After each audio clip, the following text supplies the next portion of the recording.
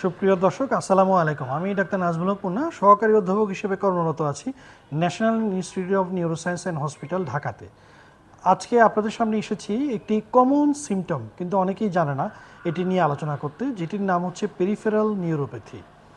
Peripheral neuropathy হচ্ছে আমাদের হাত পায়ের নার্ভগুলো যখন ঠিকভাবে কাজ করে না, তখন রোগী যে সমস্যায় ভোগে তাকে পেরিফেরাল নিউরোপ্যাথি বলে।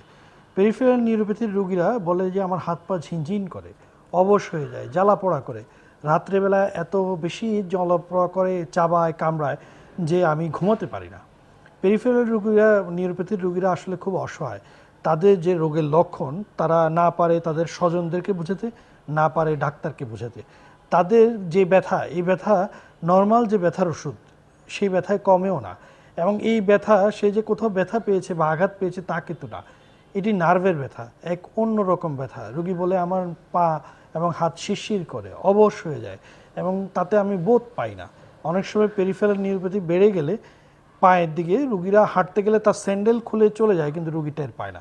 রুগী চলে গেছে অনেক দূর, কিন্তু তার স্যান্ডেল তার সাথে নেই, এবং রুগীর পা কেটে গিয়েছে, রক্ত পড়ছে, রুগী টেরও পাচ্ছে না। এটি নার্ভের রোগ। যখন আমাদের হাতের বা পায়ের নার্ভগুলো ঠিকভাবে কাজ করে না, তখনই পেরিফেরাল নিউরোপ্যাথি হয়ে থাকে। পেরিফেরাল নিউরোপ্যাথি সাধারণত ডায়াবেটিস থাকলে বেশি হয়। বিশেষ করে ডায়াবেটিস যদি অনেক দিন ধরে আনকন্ট্রোল থাকে, সেক্ষেত্রে পেরিফেরাল নিউরোপ্যাথি ডেভেলপ করে, রোগীর হাত পা ঝিনঝিন করে, রোগী রাতে ঘুমাতে পারে না, অসহ্য যন্ত্রণায় সে কাতর হয়ে থাকে, এমনকি অনেক সময় ব্যথাও থেকে থাকে। পেরিফেরাল নিউরোপ্যাথি অনেক সময় বেড়ে গেলে সেন্সরি সিমটমের সাথে সাথে মোটর সিমটমও আসা শুরু হয়। মানে রোগীর হাতে পায়ে দুর্বলতা আসে, হাত পায়ের মাংস শুকিয়ে যায়, এবং হঠাৎ করে হাত পড়ে যাওয়া বা পা তুলতে না পারা, যেটাকে আমরা ফুট ড্রপ বলি, এই সমস্যাগুলো হয়ে থাকে। পেরিফেরাল নিউরোপ্যাথিতে যদি কেউ আক্রান্ত হয়ে থাকেন, দেরি না করে দ্রুত নিউরোলজি বিশেষজ্ঞ ডাক্তারের পরামর্শ নেন।